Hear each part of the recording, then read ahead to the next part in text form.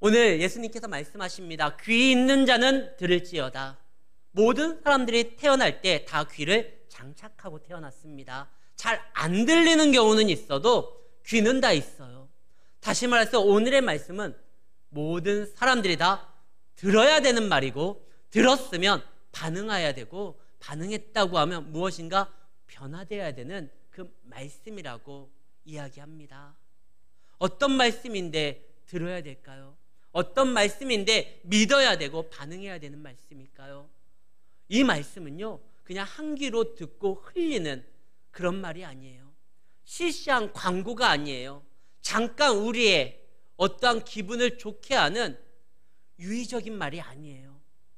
우리가 품고 나가야 될 생명의 말입니다.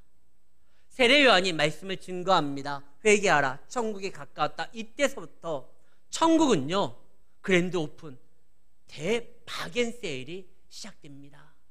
코리아 페스티벌이 아니라 킹덤 페스티벌이라고 해서 이제 새로 하나님의 나라가 열리고요, 많은 사람들을 초대합니다. 이 하나님이 우리에게 주시고자 하시는 그 영광이, 그 거룩이, 그 소망이 얼마나 가치 있는지를 아는 사람은요, 밤새 줄을 서서 오픈하자마자 달려들어 이 물건을 사요. 믿음으로 하나님께서 허락한 약속하신 것을 움켜쥡니다. 믿음 좋은 집사님은, 믿음 좋은 청년은, 믿음 좋은 성도는 이것을 누구에게 빼앗기지 아니하고 자신의 것으로서 누리기 위해서 그것을 움켜쥐기 위해 달려듭니다. 요즘에도요, 가끔 가다가 백화점이 그랜드 오픈이다 하면은 많은 사람들이 기대를 해요. 특히 명품 매장이 시세보다 좀 싸게 뭐 10% 20% 할인을 한다거나 아니면 곧 있으면 가격을 올릴 건데, 올리기 전에 이 물건을 제값 주고 팔겠다고 해도 사람들이 그 전날부터 장사진을 칩니다. 줄을 서요. 우리 같은 사람들은 이해가 안 돼요. 아니 굳이 왜 저 가격에 사지? 아무리 10% 싼다 할지라도, 아니 가격을 올리지 않는 그 가격대로 판매한다 할지라도 그거 막 몇백만 원이나 줘가지고 살 이유가 없는 거예요. 근데 그 가치를 아는 사람은요, 아니 이거 비록 몇백만 원이지만 시간이 지나서 가격이 떨어지는 것이 아니라 오히려 뭐 가치가 있다거나 뭐 그런 사람들은 사는 거예요. 천국에서 하나님께서 우리에게 허락하시고 약속하신 축복은요, 어떤 루이비통 이 정도가 아니에요.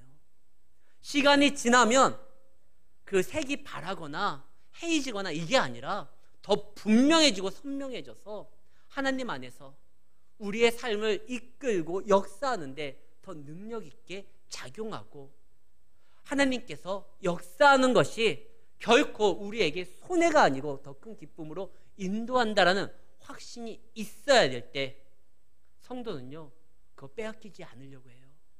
천국의 진짜 값어치를 아는 사람들은 예수님이 숨겨진 밭의 비유에 대해서 말을 했습니다. 그 밭에 진짜 보물이 있다는 거 아는 사람은 집 팔고 논 팔고 밥 팔고 막 다 팔아서 기어이 그것을 산다라고 해요. 왜? 그 가치를 알기 때문에 그래요. 지금 천국은요, 열려 있어요. 열려 있는데 믿음으로 나아가는 사람들이 차지하는 곳이에요. 천국은 지난주 설교 때 마찬가지로 침노하는 자의 것이에요. 적극적으로 달려들어서 움켜쥐는 자들의 것입니다. 그러나 그럼 뭘 가지고 사느냐? 값없이 삽니다. 예수님이 말을 합니다. 다 와라, 값없이 살아. 내가 생수의 강을 너희에게 부어주겠다. 값없이 사는 거예요. 왜 값도 치르지 않는 거, 그게 뭐 대단하겠어? 그러나 이미 값을 치렀기 때문에 우리가 사는 거지, 결코 뭐 값으로서 따질 수 없는 하찮은 뭐 이게 아니에요. 그래서 우리가 그것을 사되 예수의 이름으로 나아가면 얻을 수 있다는 것입니다.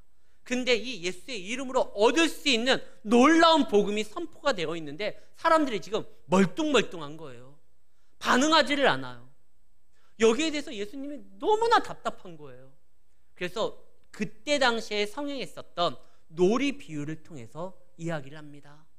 장터에 나가면 아이들이 게임을 하는데, 그들이 결혼식 게임을 하는데 거기에 함께하고 기뻐하지 않고 춤추지 않는 아이들이 있다. 그 아이가 아마 무슨 일이 있었던 것 같아요. 집안에 뭐 이렇게 뭐 큰 일이 있었는지 속상한 일이 있었는지. 그래서 아이들이 야, 제가 지금 기분이 컨디션이 안 좋으니까 우리 결혼식 놀이 하지 말자. 쟤 딱 보니까 아버지한테 엄청 혼나서 그랬는지 눈망울에 막 지금이라도 닭똥 같은 눈물이 쏟아지려고 하니까 그래, 장례식 놀이 하자. 그래가지고 아이들이 야, 우리 이제 장례식 놀이 할 테니까 네 기분 맞춰줄 테니까 자, 이제 우리가 곡을 하면 울어. 근데 그 아이가 또 울지도 않아요. 게임에 어울리려고 하지 않아요. 그 아이는 지금 장례식 놀이도 결혼식 놀이도 하고 싶은 마음이 일체 없어요. 그러니까 반응하지를 않아요. 지금의 시대가, 예수님의 그때 당시에 복음을 증거했던 시대가 마치 이런 시대 같아요. 아니, 장례가 있으면 울어야 되고 결혼식이 있으면 기뻐해야 되고 즐거워야 될 텐데 왜 반응을 하지 않느냐? 근데 이 놀이가 무엇을 빗대서 이야기한 거냐? 그 다음에 설명을 합니다. 18절에 보면 요한이 와서 먹지도 아니하고, 그러니까 너희들이 미쳤다라고 하고, 인자가 와서, 내가 와서 먹고 마시는 결혼식 잔치를 지금 베풀고 있는데 음식을 탐하기도 하고 포도주를 즐기려고 한다. 이렇게 비하하면서 반응을 하려고 하지 않는구나. 여기에서 장례식 놀이와 결혼식 놀이는 세례 요한과 예수님의 사역에 대한 이야기입니다. 지금 예수님이 이 이야기를 한 다음에 그들이 믿지 않음을 보고 이상하게 여기시는 거예요. 천국은 어떻게 가는 거죠? 믿음으로 가는 거예요. 그러나 이 믿음으로 가기 전에 먼저 순서가 있습니다. 오늘 이 비유의 말씀 다음에요, 그 다음에 예수님이 저주의 말씀을 이야기를 합니다. 근데 그 사이에 지금 오늘의 마태복음 11장에 빠진 말씀이 있어요. 그 말씀이 누가복음 7장에 기록되어 있습니다. 똑같은 내용이 지금 기록되어 있는데 누가복음 7장에는요 2절이 더 첨가가 됩니다. 그것이 바로 29절과 30절 말씀입니다. 모든 백성과 세리들은 이미 요한의 세례를 받은지라. 이 말씀을 듣고 하나님을 의롭다 하되 바리새인과 율법 교사들은 그의 세례를 받지 아니하므로 그들 자신을 위한 하나님의 뜻을 저버리느라. 지금요 세례 요한이 와가지고 말씀을 증거했습니다. 회개하라. 세례 요한이 베푼 세례는 무슨 세례죠? 회개의 세례, 물 세례입니다. 물 세례는요 한번 씻는다는 거예요. 더러워졌으니까 씻어야 된다. 어떻게? 마치 죽은 자처럼 완전하게 씻겨져야 되는 거예요. 그래서 지금 세례는 이제 집례하는 목사가 물을 좀 묻혀가지고 머리에 얹히지만 예전에요, 예수님 당시에는 요단강에 아니 그냥 푹 잠갔어요. 지금 침례교는 그렇게 하죠. 한번 푹 잠가서 너가 죽은 거다, 죄로 인하여 죽은 거다, 그러니까 씻겨져야 된다. 그리고 다 꺼냅니다. 그런 다음에 예수님의 세례, 불세례, 성령 세례는 거듭나게 하는 거예요. 그래서 니고데모라는 사람이 예수님에게 찾아옵니다. 예수님, 어떻게 해야지 구원을 받습니까? 천국에 갑니까? 영생을 얻습니까? 이때 예수님이 하셨던 말씀이 물과 성령으로 거듭나지 않으면 천국에 갈 수 없다. 다시 말해서 세례 요한의 그 장례식 물로 한번 씻겨져야 되고 그 다음에 불세례 성령으로 인하여 나와 연합되는 결혼식이 있어야지만, 그래야지만 천국에 들어갈 수 있다. 근데 이때 당시에 예수님 앞에 나왔었던 세리와 많은 사람들은 이 요한의 세례를 받았어요. 자신이 죄인임을 고백했어요. 그리고 회개를 했어요. 그러니까 예수님의 말씀, 그 복음의 말씀을 듣고 이 말씀으로 인하여 하나님을 의롭다라고 인정을 했는데 이 말씀을 안 듣는 사람들이 있었죠. 바리새인과 율법교사들은 세례 요한의 세례를 받지를 않아요. 회개하지를 않아요. 그러니까 복음의 말씀이 증거돼도 이 말씀에 반응하려고 하지 않아요. 이 말씀이 어떤 말씀이죠? 그들을 이롭게 만드는, 그들을 위하는 하나님의 뜻이라고 했는데 누가복음 아까 7장 그 30절 말씀, 그들은 하나님의 뜻을 저버렸어요.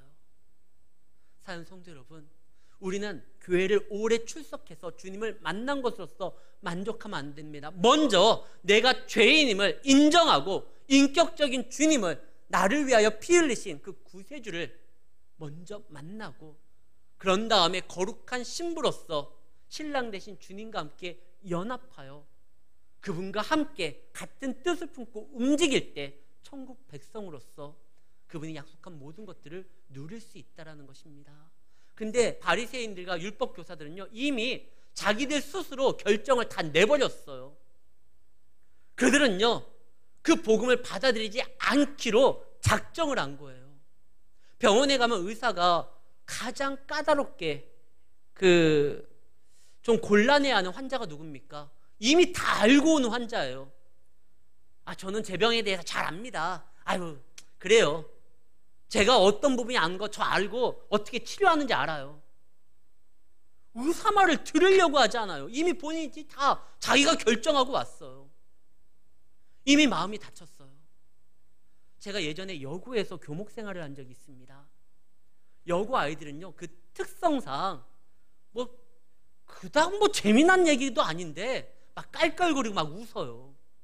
여자애들이 그래요. 근데 우리 학교가요, 남녀공학이 돼버렸어요. 그래서 남학생들이 들어온 거예요.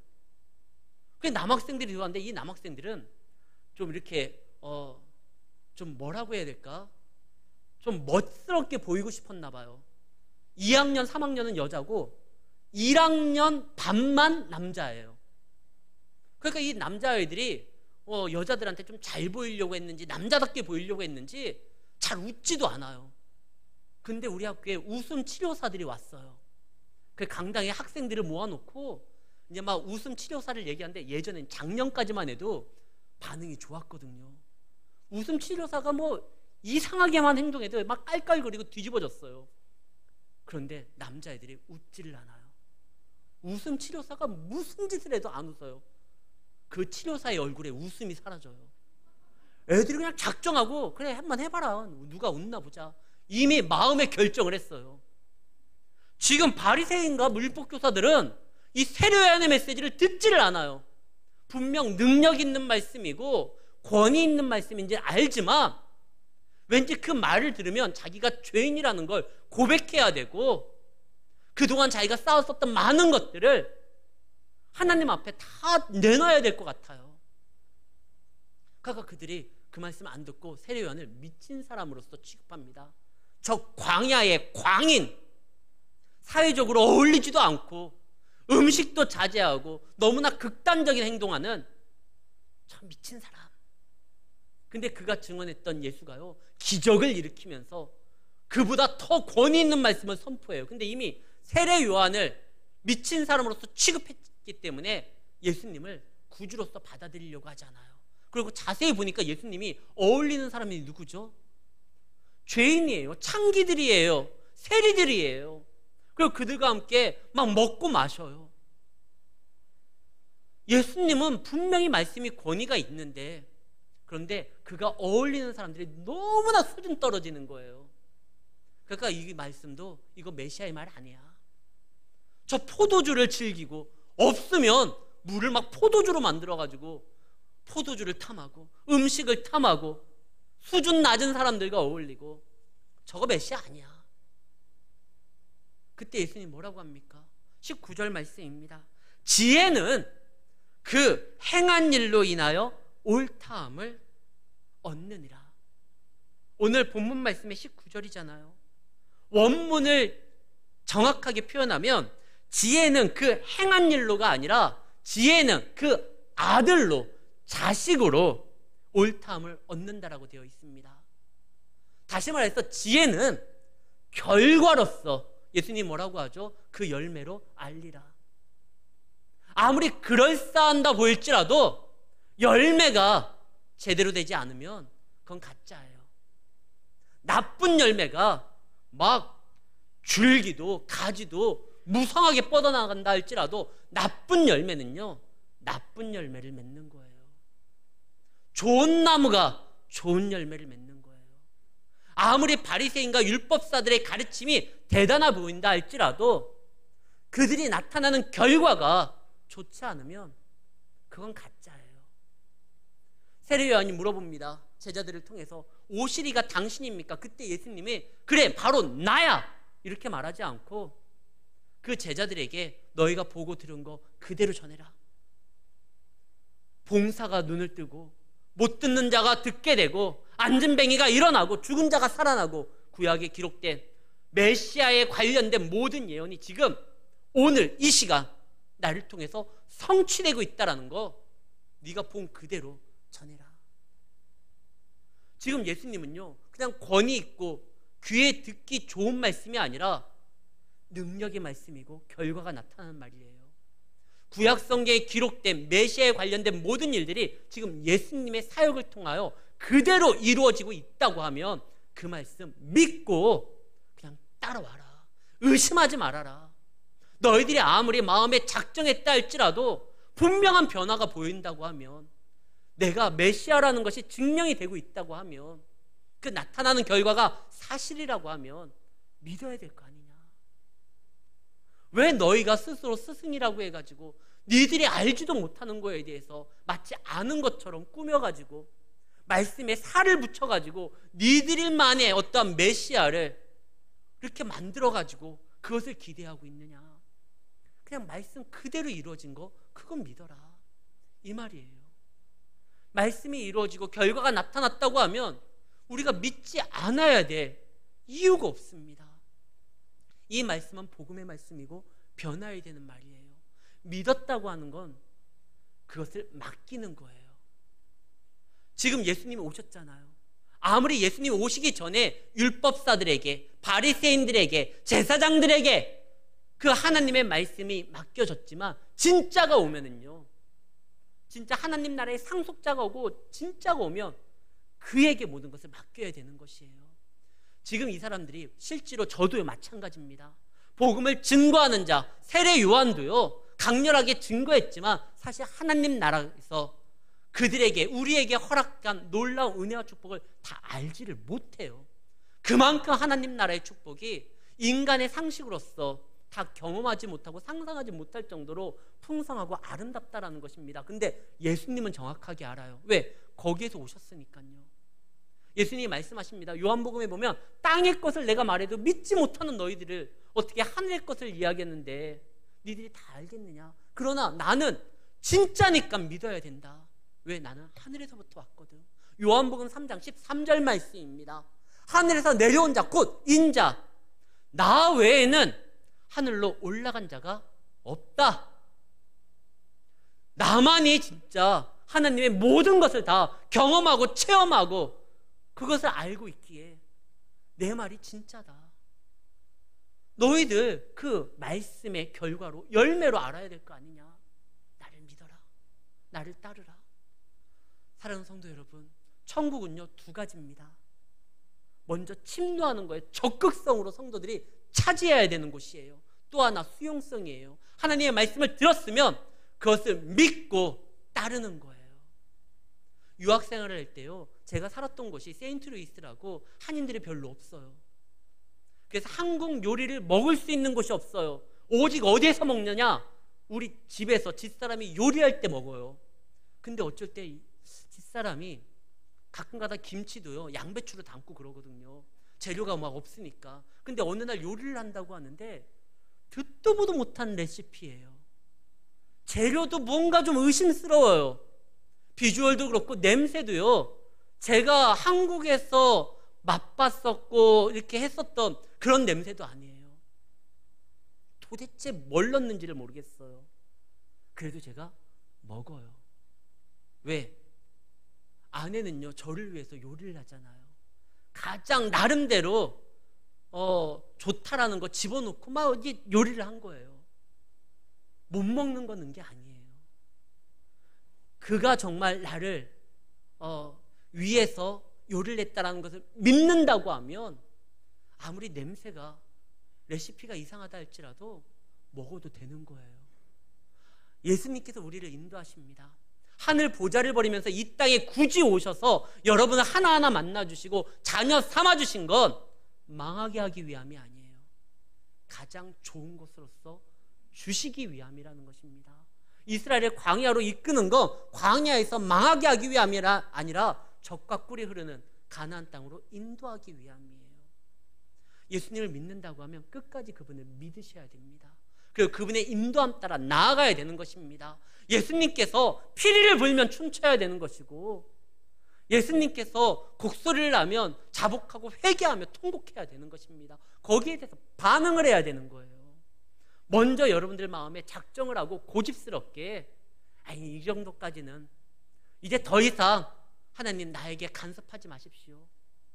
이거는 신앙이 아니에요. 굉장히 교만한 거예요. 예수님께서 우리를, 여러분들을 보다 나은 삶으로서 인도하시기 위해서 복음을 전해주신 겁니다.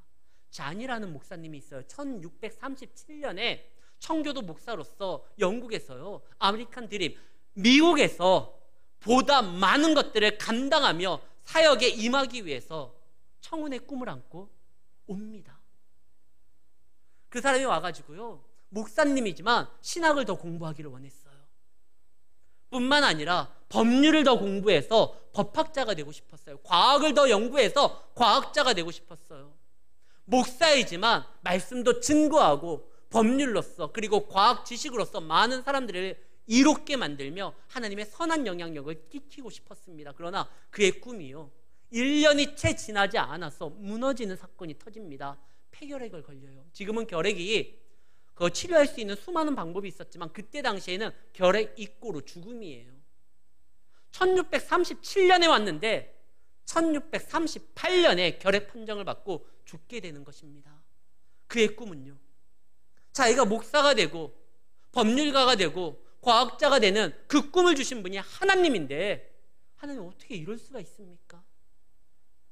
그러나 그가요, 하나님이 자신을 부르신다고 하면 그 뜻이 있을 거라 생각을 하며 자신의 주변을 정리를 합니다. 목사의 재산이라고 해봤자 가지고 왔었던 300권의 책이 전부예요. 근데 그때 당시엔 책이 귀했었을 시절이었으니까 이 책을 어떻게 할까? 그래, 내가 다 하지 못한 것을 내 후배들이 이어나갈 수 있도록 이것을 기증하자. 그래서 그때 당시에 그가 근처에 있었던 뉴타운 칼리지라는 대학에 이 책을 기증을 합니다. 기증을 할 때요, 헌정서를 하나 써요. 자기의 신앙 고백이자 기도문으로서 이 책에 담은 자신의 꿈과 함께 책을 기증하는 자신의 마음을 담아서 이렇게 기록을 합니다. 나는 신학자가, 법률가가, 과학자가 되고 싶지만 하나님이 나를 부르시기에 나는 그분 앞에 나아가지만 내 후배들은 이 책을 통하여 좋은 신학자가 그리고 법률가가, 과학자가 되어 선한 주의 영향력을 나타내기를 바랍니다. 그 대학의 이 사회에서요, 이 헌정서가 너무나 감동적이어서 대학 이름을 바꾸기로 합니다. 어떻게 해요? 이 목사님의 이름이 잔이잖아요. 잔 대학이 아니라 이 사람의 전체 이름이 잔 하버드예요. 그래서 지금 보스턴에서 세계에서 가장 유명하고 가장 알려주는 그 대학, 하버드 대학의 이름이 그렇게 바뀝니다. 비록 그는요, 자기가 법률가가, 자기가 과학자가, 신학자로서 많은 역할들을 감당하지 못했지만 그 한 사람이 감당하는 것보다 더 놀랍게 역사되는 일이 그의 어떠한 기증과 헌신을 통해서 이루어집니다. 하버드 대학을 통해서 수많은 법률가와 과학자와 신학자들이 배출이 되잖아요. 우리가 하나님 앞에 맡기는 삶, 하나님은요, 우리의 꿈을 반드시 실현시켜 주시는 분입니다. 하나님께 맡길 때 혼자 할 수 있는 것보다 더 많은 일들이 감당될 수 있다는 것이에요. 오병이어 기적 아시잖아요. 한 어린아이의 도시락에서 시작이 됩니다. 이 아이가 이것을 주님 손에 맡기지 않았으면 그 주변에 있는 두세 사람 정도 겨우 허기를 달랠 정도의 음식량이었어요. 그러나 주님 앞에 맡겼을 때 어떻게 되죠? 모두 다 알고 있는, 모든 사람들이 먹고 남음이 있었던 역사가 그때 기록이 됩니다. 사랑 성도 여러분, 주님을 믿는다고 하면 주님 앞에 반응하십시오. 그가 피리를 불면 춤을 추고 그가 곡을 하면 애통해 하면서 우리 자신을 돌아봐야 됩니다. 물과 성령으로 거듭나야 되는 거예요. 우리는 그 은혜를 받았어요. 근데 받았는데 반응하지 못하는 사람들이 지금도 있어요. 그래서 예수님이 뭐라고 합니까? 예수님이 권능을 가장 많이 행한 고을들에 대해서 탄식하면서 이런 말을 해요.